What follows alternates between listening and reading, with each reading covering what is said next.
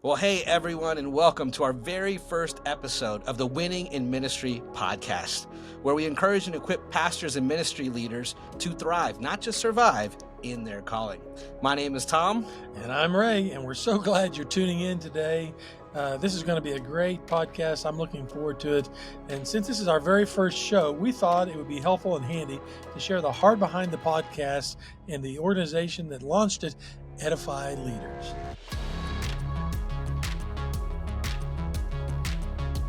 You're listening to the Winning in Ministry podcast, where members of the Edify Leaders ministry coaching team share insights and inspiration they have gained as they seek to strengthen ministers for exponential impact in life and ministry.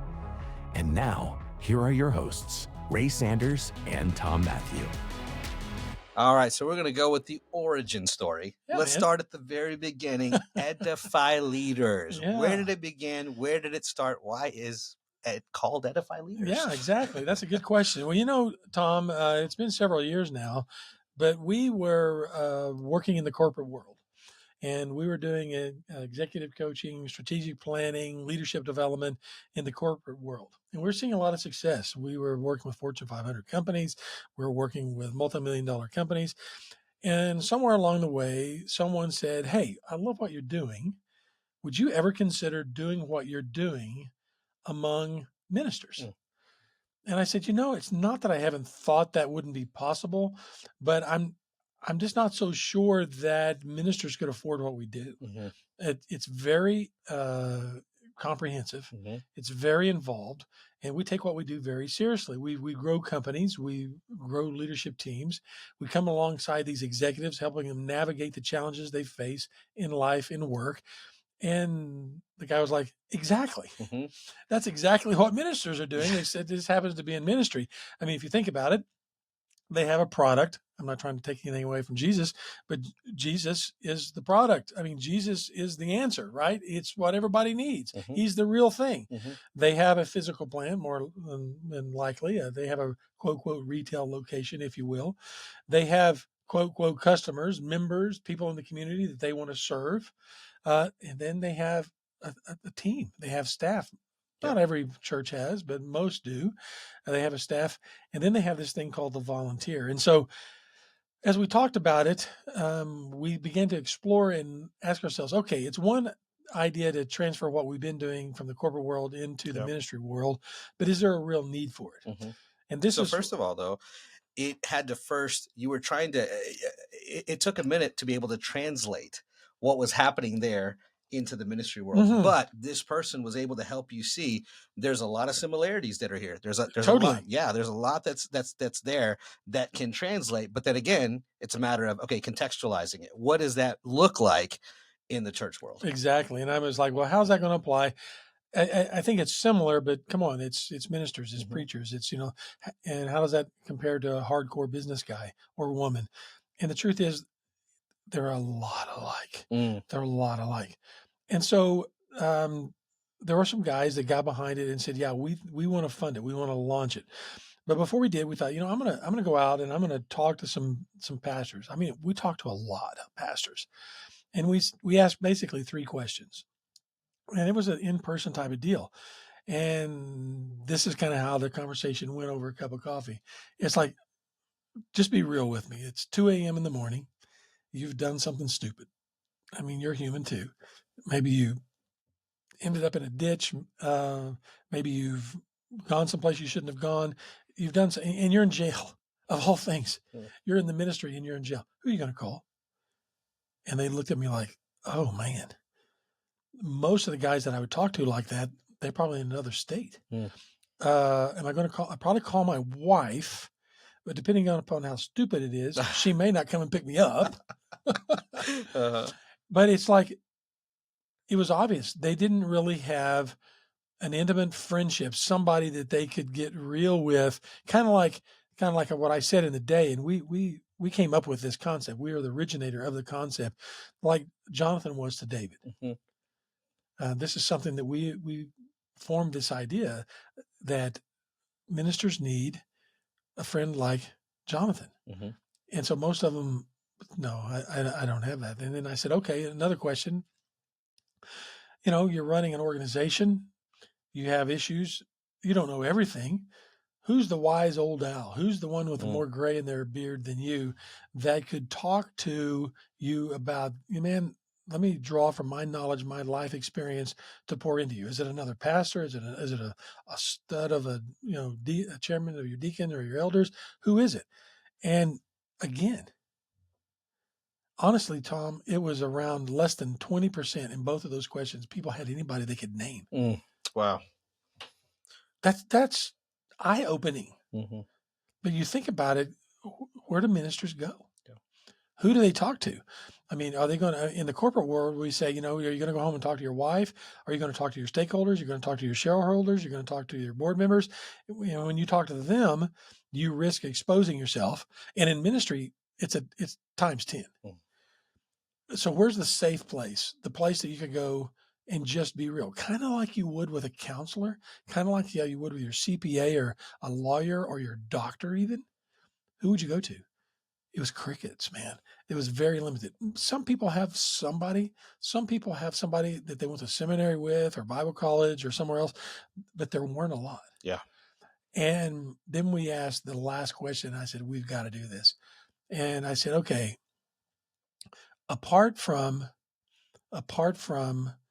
sermon prep, apart from doing a funeral, apart from doing a wedding, how is and there's a key word here, how is your walk with Jesus?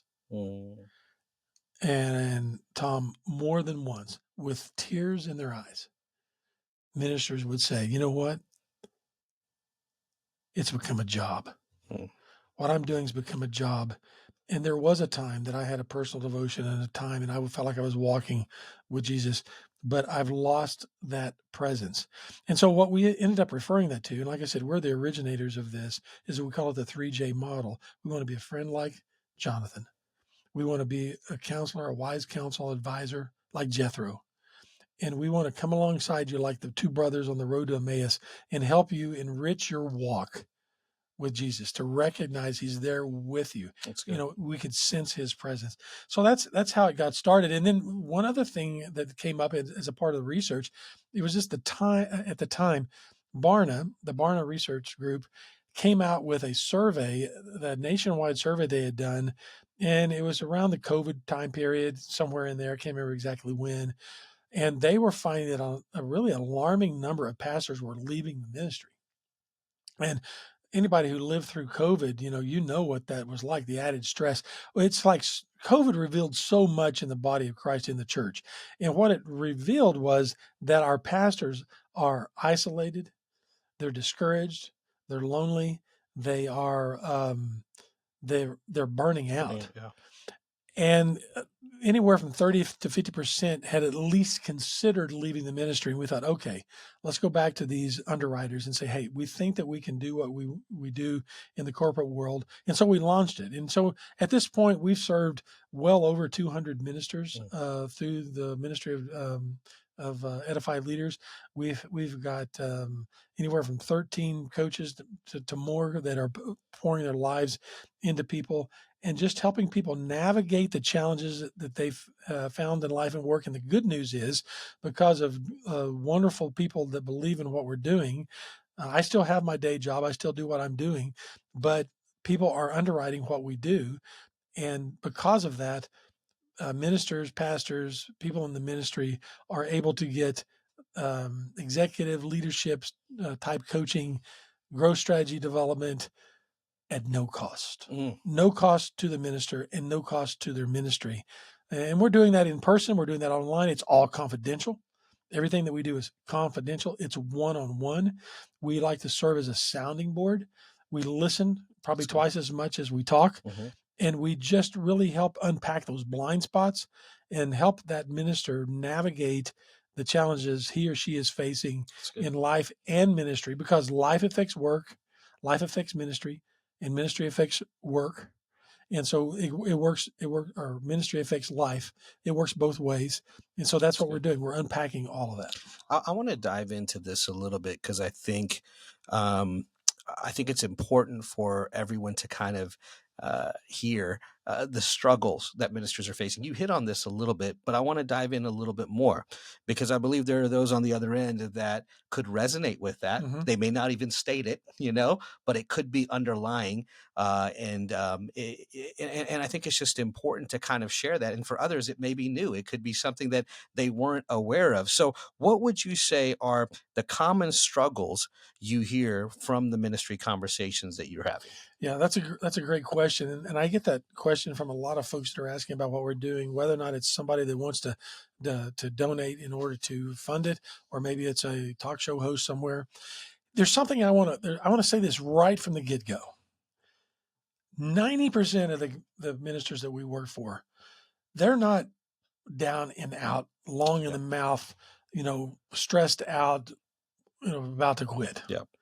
Most of them are hardworking, pour their heart and soul into everything. One of the things that is so sad is that all the bad apples get all the news. Yeah. And Yep. there's no shortage of headlines on ministers that have had a moral failure, or ministers that have done something wrong or crooked, or we see a picture of them in an orange jumpsuit somewhere.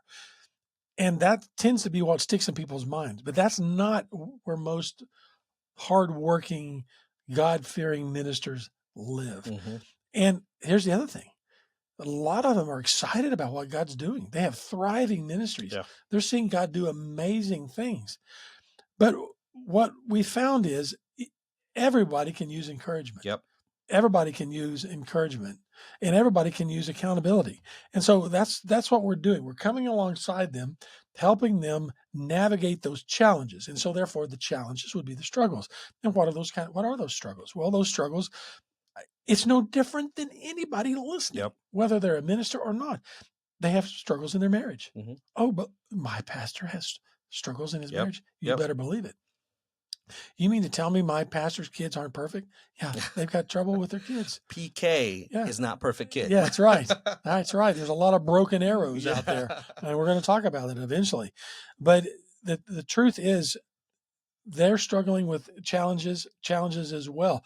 Financially, Mm-hmm. most ministers are making a financial sacrifice to be in ministry. I don't know if you know or not, but a lot of them aren't taking vacations. A lot of them aren't doing some of the things that they want to do for their kids and their family, and it becomes very strenuous. And then they struggle with stronghold sins, whether it's pornography. Yeah, that's right. Your minister might be struggling with pornography, or they might struggle with a drinking problem, or they're self-medicating. Maybe their marriage is literally on the rocks, so the same issues when it comes to challenges and struggles, they're out there. But the great thing about what Edify Leaders does is that we are there to listen and share our life experiences. Our lineup of coaches, oh my word, these are seasoned guys and ladies that have been there. They've been in ministry. They've navigated those struggles and those challenges, and they have a lot to share. But you know what else they do? They have a caring, compassionate, and listening heart. Yeah. So that's the struggles. Yep. But there's another side of this. Yeah. Our pastors want to know how to grow. Yeah. Right. They want to know how to grow themselves. They want to know how to grow their marriage. They want to know how to grow their ministries. How do we reach our community? And I like to say it this way: our ministers are the X factors. And it's one thing to say, well, we just want healthy pastors that lead to, healthy churches, and healthy churches lead to healthy communities, and we change the world. Hey, I'm all about health. Yep. I'm all about health. But at Edify Leaders has put together a minister's manifesto, and man, people owe it to themselves to go to edifyleaders.org, go to that section on the website, find the minister's manifesto, hand it to your pastor. If you are a pastor or a minister, read it and realize that's what I'm called to do. Yep. I'm not here just to whine through my ministry and woe is me.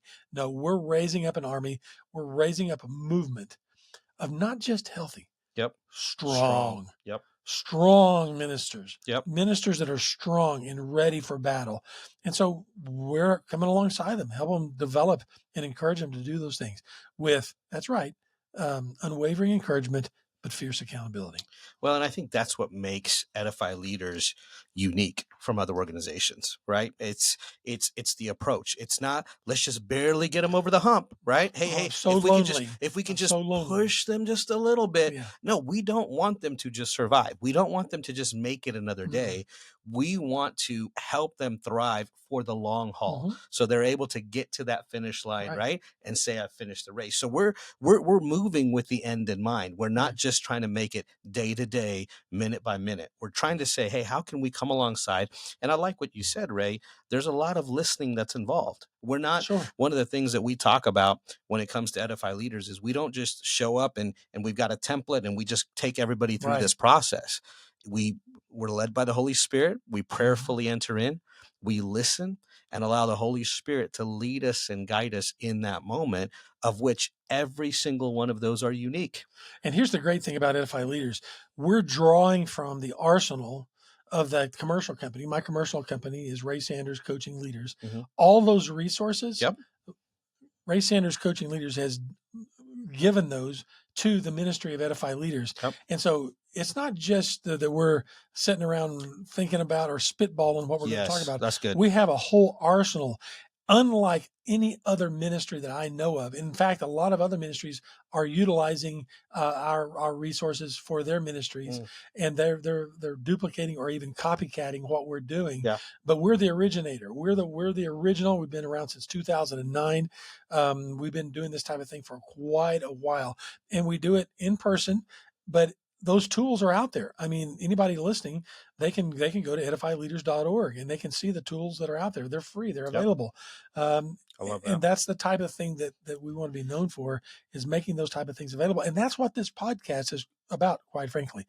What we're doing, if you're a minister that's out there thinking, oh, this sounds so great. Well, guess what? You can probably get coaching, but what we've done is we've taken from all of our coaches, we've said, what are the top 20, 21 topics that you're hearing? And we're going to take each one of those topics and we're going to bring in our coaches and we're going to talk about these issues. All kinds of issues. Things like resting to be your best. You know, all sorts of things. What's it like to raise up children in the church? How do you overcome church hurt? I mean, there's just all kinds of things. Communication. We're going to unpack all those hot topics through the podcast. It's going to be great. Yeah, I love it. Well, and just to hit on that, Ray, I think the beauty of Edify Leaders, again, it's Holy Spirit led, but we're coming with all these tools and resources. And so that's the thing. I'm not showing up to a coaching session and say, okay, we're on step number 15. Here's where we're going. I'm going, you talk, you share, where are you at? All right, here's the tools that I have. Which one applies? And then taking that and contextualizing. And I think that's important, because I think too often you can go to a coach or someone and you're just following their plan and it may not be applicable right away.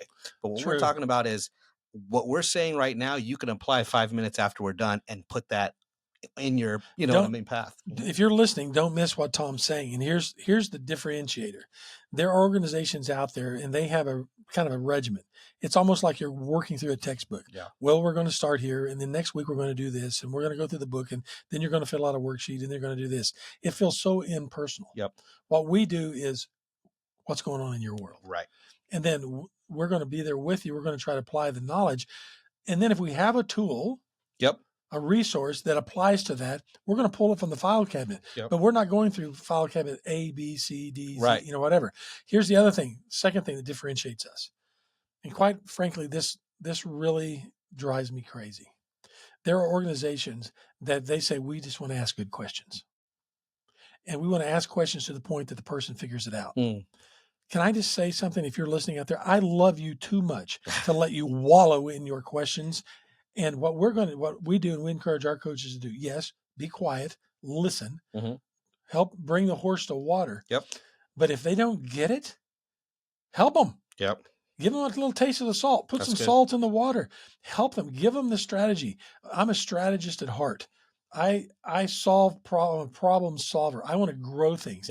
I'm not going to let you wallow in your misery. Can you imagine people going and spending time with a coach, and they're at their 2 their second or their third time, and they're still talking about the same thing. And it's like, what do I need to do? And the coach is like, well, I'm not going to tell you. I'm going to be very legalistic, and you just have to figure it out. I'm going to ask you enough questions, and you'll get there.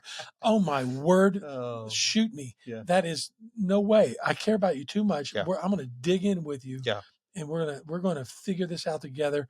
I don't have all the answers. Yeah. But between you and me and the Lord and all of our other resources, I bet you we can make a dent in helping you reach your full potential. Well, I think about it this way. When you said that analogy, which a lot of people use, right? You can lead a horse to the water, but you can't force it to drink. But you can show it how to drink. Mm-hmm.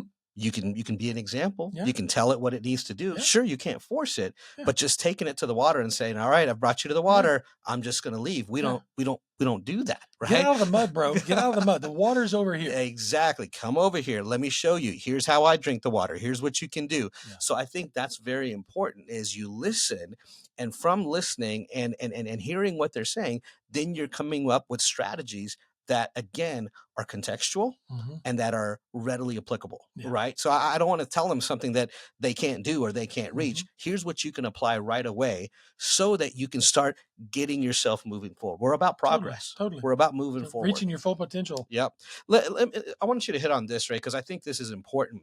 The style of coaching. I like how you have kind of labeled it and kind of created a style or format for coaching that we like to talk about at Edify Leaders. You want to hit on that? Well, here's the thing. I think that I would sum it up in one word. If you are going to be a part of the movement, if you're going to be a part of the Edify Leaders movement, and you're going to really fulfill the Minister's Manifesto, if you're going to get real with your coach, we have to have a hot relationship. Hot. Okay. H-O-T. Now, that sounds a little funny, and it even puts a smile on your face. But the truth is here, we want to be honest, open, and transparent. Yeah. If you can't be honest with your coach, he can't help you. Yeah.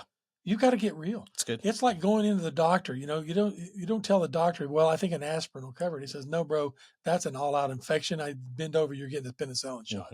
You got to be honest. What are you doing to get that infection? So you got to be honest. You have to be open. And that's a big one. Open to what? How about this? Being teachable. Open to being coached.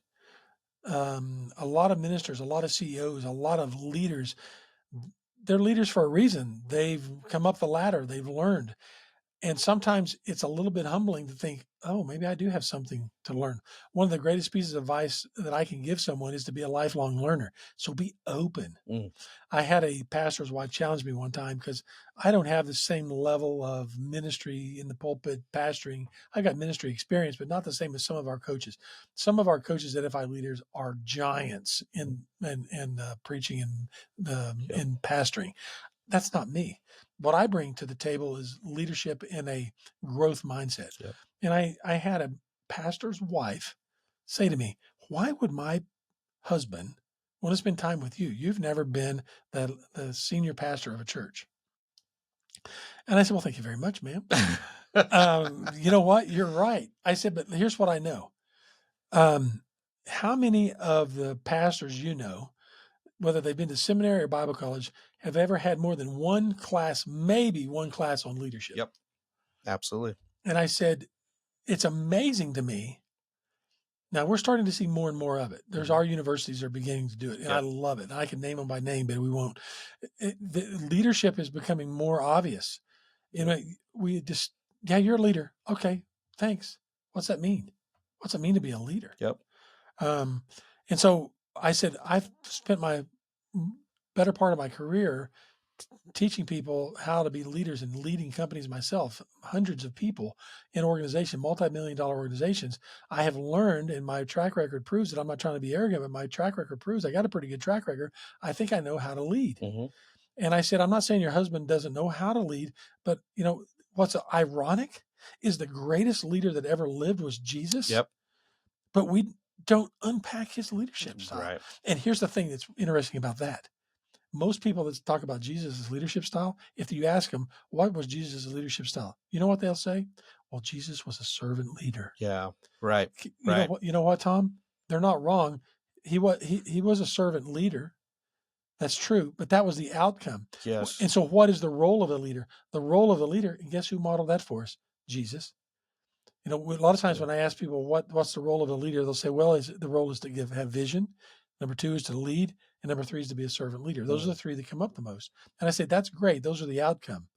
But the real role of a leader, Jesus modeled for us in Matthew 28. He said, go and do what? Make disciples. Right. Is to That's duplicate good. yourself. That's and good. so the real role of the leader is to duplicate yourself. But here's the thing, and this is where she starts to get it.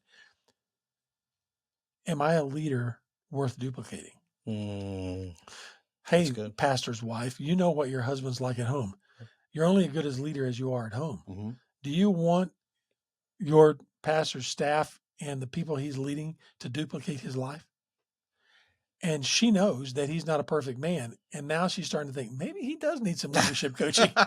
and maybe I don't care that you're not let a senior pastor level. Maybe there's something that you can share with him. And it's because what we see is Jesus says, is go and make disciples. And what's another word for that? Go and duplicate me. Right. And we see that in the life of Paul. Paul says, imitate me as I've imitated Christ. Yep. And so that's what we want, is we want a leader worth following, a leader worth duplicating, because leadership is not about position.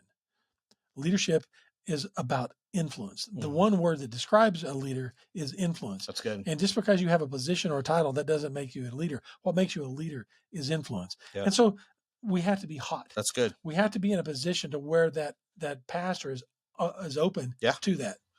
Honest, open, and then transparent. Yep. And that's just another way. Honest is one thing. Yep. But transparent means I have nothing to hide. Yep. I'm honest, but now I'm going to give you all the story. Yep. Fully transparent, full disclosure. Right. Full disclosure. I can say, yeah, my wife and I aren't getting along. Yep. That's honest. Right. What's transparent? We haven't had sex in 3 months. Got it. Whoa. Did Ray just say that on a, yeah, because that's, you know what? You have pastors that are sleeping on couches. Mm-hmm. I think I might have an alcohol problem. Really? Well, how much are you drinking? Well, I'm not only drinking, I'm also taking prescription drugs, and I'm getting real. And I've been calling in sick on some Sundays because I'm wasted. That's transparency. Right. Hot, honest, open, and transparent. And so our whole deal here is to strengthen ministers. Right. I want people to hear that. We want to strengthen them. It's not just about being healthy. It's about being strong. Because if a minister is strong, the local church, the local ministry, it is the centerpiece, and that minister is leading the charge. He is the X factor for exponential impact. That's good. Think about it. You can give to a lot of things. I can give United Way. I can give to the American Red Cross. I can give to a lot of things. I can give to the local church. Mm-hmm. But what if your local church doesn't have a healthy minister, a strong minister? Part of what Edify Leaders does is our appeal is help us keep ministers strong, because when he's strong, he's duplicatable. And then that leader will lead all the other ministries in the church. That's good. The soup kitchen, the adoption ministry, the ministry to senior adults. I mean, now it's exponential. Right. But take him out. Right. Take that strong leader out. Yep. Make it a weak leader. You've seen all of it. We've all seen weak leaders. Yep. And what's the result? Weakness. Yep. No power, no impact. And so we got to keep that leader strong. I love that. Keep that leader strong so it'll be exponential. And the good news is that we have people that come alongside us. That's something that, people aren't paying us, ministers aren't paying us, and we have donors, people out there that believe in what we do. Do we have enough of them, Tom? No, we don't have enough. The truth is, we could do so much more if it's just a matter of money. The need is greater than the funds to support it. Yep. And so the opportunity for people to give to something that has exponential impact is huge through Edify Leaders. And I'm not just saying that. I truly believe that. As a chairman of the board, I truly believe that from the bottom of my heart. The impact of our ministry, first and foremost, is probably weighed by our prayer and our calling on Lord to lead us. But it's also, we couldn't do this without people that believe in what we're doing. No, I love it. Two things I want to hit on real fast. You talked about the approach is hot, honest, open, transparent. And what that means is there's a vulnerability that's involved there. And vulnerability is not weakness. It actually, it strengthens you, Yeah, right? sure. But the problem is with a lot of ministers, they don't have a space where they can be vulnerable. Totally. So they can't say the things that you talked about with parishioners, with lay people, with people in their small group. I could even be a small group leader as a pastor or minister, but there's only a level of openness that I can get to. Totally. So when we're able to come alongside and have coaches that are there where we can say, no, we really tell us everything, right? And we mean that.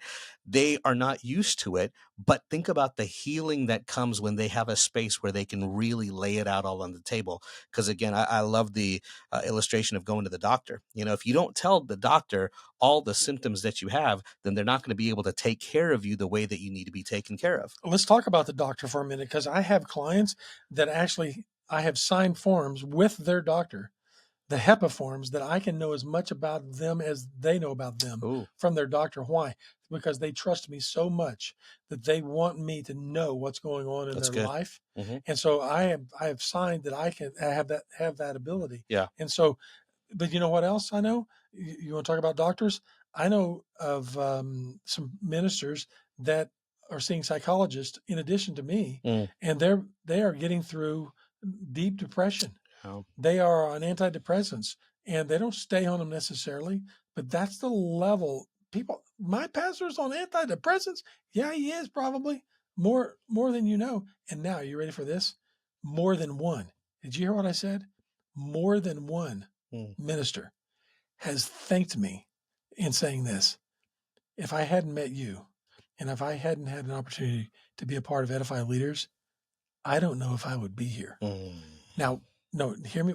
What I'm saying is, I mean, not in ministry. I'm talking about on the planet, gone. I'm talking about suicidal. I don't know what I'm going to do. I'm so ashamed of what I've done. I've had such a failure. I've been so stupid, or I just can't handle it anymore. I'm done. And with tears in their eyes, I remember saying, thank you. And that's not a thank you just to me. That's a thank you to all of the people that believe in what we do. That's good. I love that. And I think all of our coaches, to some extent, have heard something along those lines. Sure. It's because you were there, because you stood in the gap, because you said I'd come alongside you. That's the reason I'm continuing to move forward. So there's a vulnerability component. And then something else that you hit on is the idea of donors. One of the things is to do something like this again. This is not a burden to ministers. We want this to be a blessing, and we want to be able to reach as many ministers as we can through what we believe the Lord has put in our hands to steward and take care of. But what makes that possible is donors coming alongside and saying, hey, we'll take care of the costs associated with this. We'll take care of the coaching funds that are necessary to make this happen. And so here's what I would just put out there. If you're listening and you know of someone that has that desire to come alongside and be a part of something like this, maybe it's someone in your congregation, someone that you know, someone that you've heard of, that you know that this is something that they would be passionate about. I would encourage you to let them know. Sure. Tell them to go to edifyleaders.org. We actually have a page specifically for people that are interested in being a part financially, giving and being a donor and being involved at that level. And so I would just put that out there is, hey, we want to continue this, but our mission is to reach more, and to reach more, that involves more funds. And we know, hey, that's available there. We just want to tap into all that's out there. Here's the amazing thing. We used to really try to we didn't necessarily, we kept it in strict confidence as to who we were serving. And you know what the pastors started saying, the ministers started saying? Can I say something? I'm like, would you want to? Are you kidding, man? Everybody needs to know about what Edify Leaders is doing in my life. And here's the thing. We serve as an accountability partner to them too. If I have a pastor in my life or a minister in my life, I want to know that they have somebody like Edify Leaders in their life that's fiercely holding them accountable. We don't mess around. I don't want our pastors in the headlines. Yeah. Right. You know what I mean? 100%. And those guys that are in the headlines, I promise you, most of them are isolated. Yeah. They got isolated, they got idle, and they wandered off into idolatry because they were not engage with somebody, helping them along the way. Are you sure you're not a preacher? All the Isolated, idol leads to idolatry. I'm Well, telling you, I'm- there's a preacher inside of you, my friend. I'm telling you, I've done my fair share of preaching, that's for sure. Well, But here's the other thing I'd yeah. say, just in line of that. I know we have it down to talk about, but so what's it cost? What's it cost a donor? For as little as $100 a month, Mhm. you can sponsor a pastor for a year. That gives them one-on-one confidential coaching for as little as $100 a month. Yeah. That's less than counseling. Yeah. I mean, that's amazing. Yep. Now, that doesn't mean everybody can afford $100, but guess what?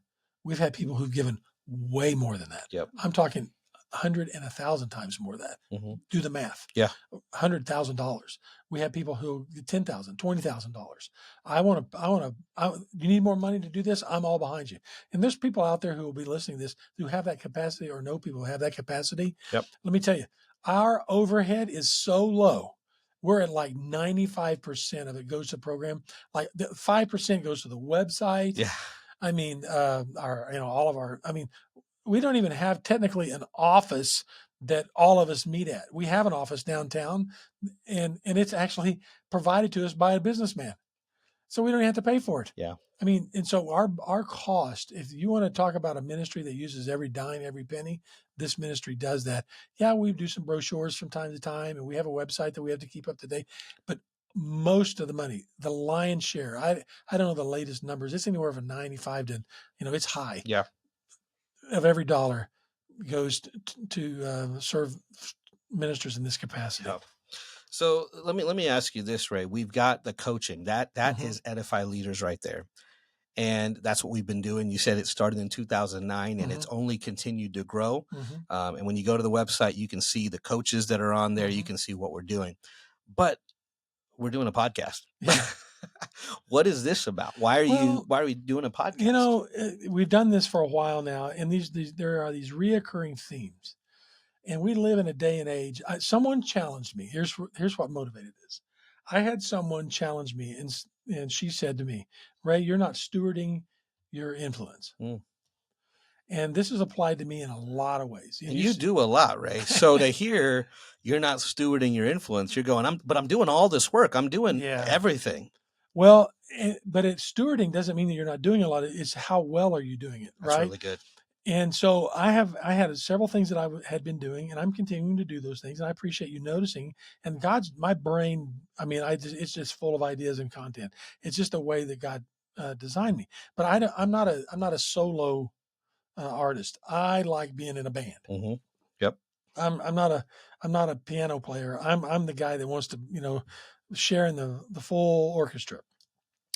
Well, in our coaches meetings, we began realizing these reoccurring themes, and I thought we need to capture that. Yeah.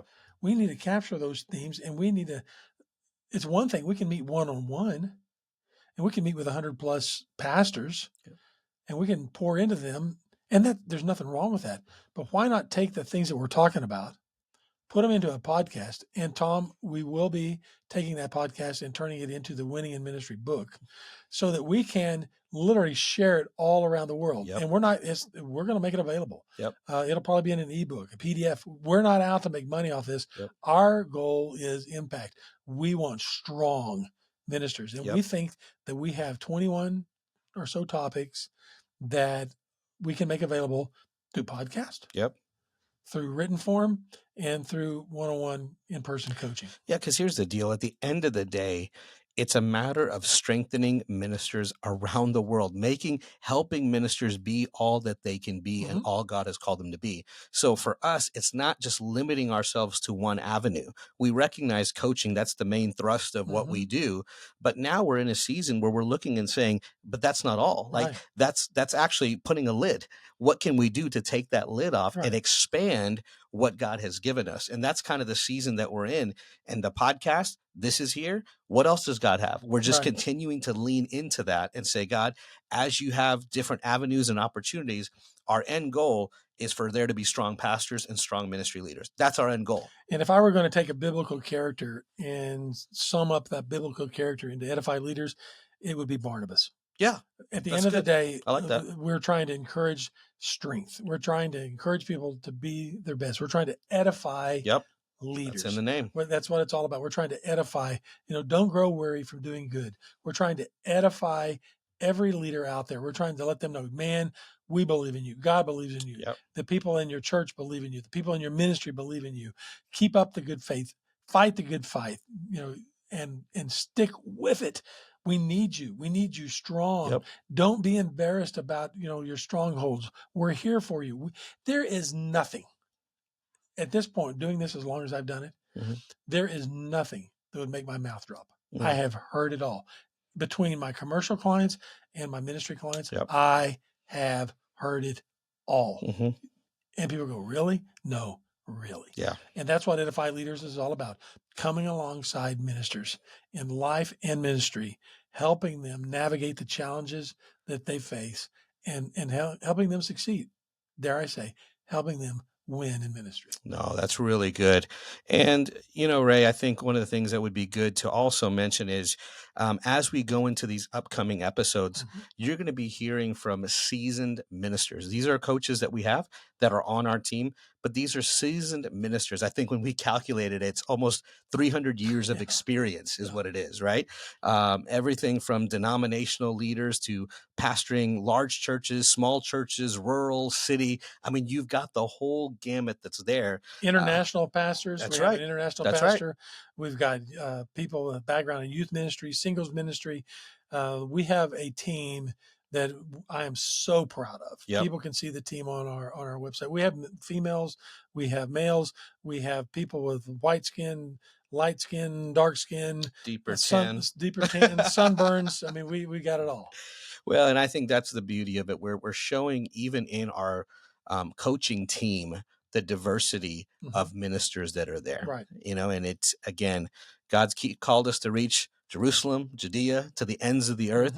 And that's what we're doing. And we like to say we're behind the scenes of the frontline warriors, that's right? It. So we're not, that's what we want to do. And we're happy to serve and come alongside, and we want to continue that mission. And through this podcast, that is our prayer, that every listener on the other end, they're encouraged. We even called it Winning in Ministry, not the Barely Making It in Ministry podcast. All right. Getting along. Just surviving ministry podcast brought to you by, we want you to be winning in ministry. God's got incredible plans for you, and we want to be a part of fanning that flame so that you can be who God has called you to be. And so as we bring the plane in for a landing on this first episode, Ray, I'm excited about the journey. Tom, it's going to be great. I owe a big credit to you for saying, let's do this. And it's going to be fun. I love being with you personally. It's going to be even more fun to help our coaches unpack all these great insights that they have to bring to our ministers. Well, Ray, we are in for a ride. I love doing this with you. We're going to be on a great journey. And I want to invite those that are tuning into this first episode. Thank you, but we're just getting started. So join us for the ride. We'll be dropping episodes regularly so you can tune in and keep growing stronger.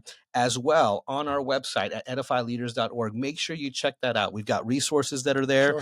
We've got tools to help you that you can tests you can take, resources brought to you by the Ray Sanders Coaching. And it's again, we're going to continually be putting content on there because our end goal is to help ministers win in ministry. So Edify Leaders, the Winning in Ministry podcast, that's what you can be a part of. Here's what they need to do.